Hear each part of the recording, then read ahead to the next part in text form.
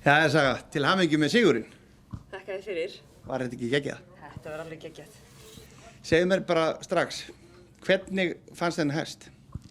Ég fann hann náttúrulega bara hjá henni Söru vinkonu minni í Álfhólum og féll fyrir hann þegar hann var 4 vetra fóli og svona byrjaði aðeins að orðið reiðfær og fékk hann hjá henni. Hann var bara reiðfær? Já, hann var bara 4 vetra á 4. Já, ok. Og ekki eins og byrjað að tölta kannski? Já, komin svona í gangsetningu. En það er bara, ég svo treysti ég líka bara henni. Hún sagði bara við mig, Saga, þetta er næsti hestur fyrir þig. Já, svoleiðis. Þú sem ekki að ræða það neitt frekar. Nei.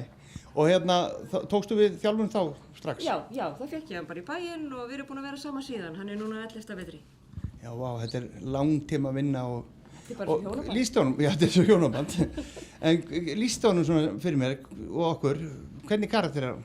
Hann er bara ofsalega, eins og sérð hérna, hann er bara í venjulegu stíu í hérna svona samegnar húsi, þannig að það er alls konar hross hérna og hann er hérna á endanum og tekur á móti öllum og bara ofsalega ljúfur og geðprúður og það einkennir bara hans karakter. Hann er rólegur og þægilegur í öllum aðstæðum og en alltaf tilbúinn að taka á og gera sem hann þarf að gera þegar hann er beðinn það. Nákvæmlega, hann hefur sýnt það líka.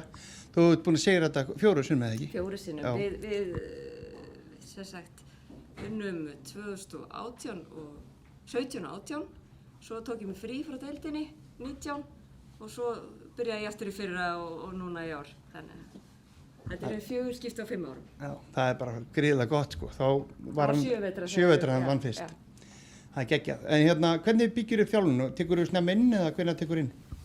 Það er aðeins misjafnt. Yfirleitt er ég svolítið inn í haustið og reyna að sleppa svona í lok október. Gefi nóvember oft frí og byrja svo aftur í desember. Mér finnst að henta mínu takti að svona taka svona aðeins inn í haustið og gefa svo frí svona meðan mesta skammdegið er. Já, nákvæmlega. Og hvernig ríður hestinum? Bara þú byrjar á honum í desember, hvað byrjar að gera? Ég vinn innivinnu alla daga, þannig að persónulega finnst mér rosa gaman að vera bara úti að leika.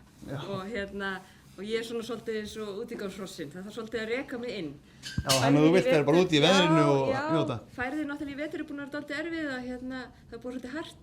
En við búum vel að vera með mjúka bletti og tún hérna í kring og nota þau bara eins og reiðhall. Já, ert þú eina af þeim sem er laumast á túnið og ríður þar? Já, ég finn þá staði sem eru mígreinaðrir. Já, það er líka mjög gott. Vegir eru líka aðeins betri og svona, þannig að já, bara, það eru þetta bara þétt seti í höllinu, mikið kennsla og svona, þannig að stundum það má bara vera að lausna með þau, sérstaklega þegar maður er að stunda hestamennskuna á annað tímum svona eftir vinnu, þegar allir eru. Þá er bara, þá eru bara margir hituna. Já. En næsta keppni, ertu með eitthvað þar? Ég er ekki með neitt í 5 gámnum og bara hef nú alltaf reynt að taka þátt í flestum greinum en nú er bara staðan þannig að ég er bara með 4-gámsross í vetur á húsi, þannig að ég sem siti hjá þar en stefnið á slagtíma 12 og 12. Já, á honum? Allavega 12 á honum, væntanlega með frænkans í slagtíma 12. Já, ok, þú kom með einhvern nýjan hest sem er eitthvað líka frá Álfhólum eða ekki? Við erum með 7 hesta, þeir eru allir frá Álfhólum. Já, það er svolítið. Þetta er bara einfalt. Já, það þarf ekki að ræða það neitt. Nei, ég er bara... En það eru hrossin það bara virkilega sanna sig? Já, og þetta er svona þegar maður kemst á bragðið. Ég er með systir hans, ég er með frænku hans og svo er ég með, þú veist, þetta er svona aðeins... Þetta er bara fjölskyldubók. Já, þetta er svolítið fjölskylda hérna. Já, æðislegt. En enn og aftur bara til hamingju og bara þetta var rosalega bara flott sýning hjá þér og samfærandi og ertu ekki ánum með dómarana?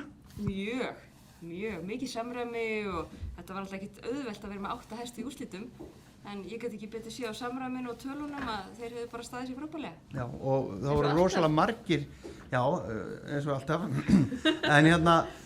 en það var gaman að sjá hvað voru margir góðir og eins og, margir hafa verið að tala við mig að reiðmennska hefur færið mjög mikið fram. Já. Ert þú að mæta í tíma? Já, ég reyni alltaf að sækja mér reiðkennslu. Hvaðan?